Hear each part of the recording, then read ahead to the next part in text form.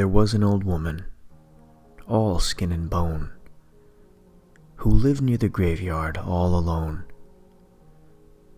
She thought she'd go to the church one day to hear the preacher sing and pray. And when she came to the graveyard stile, she thought she'd stop and rest a while.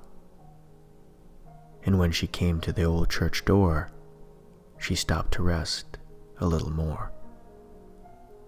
But when she turned and looked around, she saw a corpse upon the ground. The worms crawled out, the worms crawled in, from up his nose down to his chin. The worms crawled in, the worms crawled out, across his eyes, his ears, and mouth. The woman to the preacher said, "Will I look like that when I am dead?"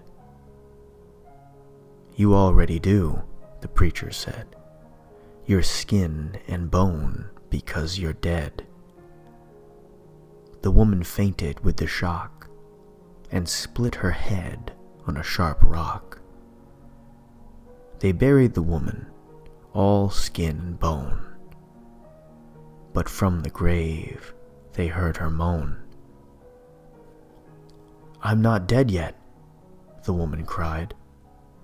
"You will be soon," the priest replied.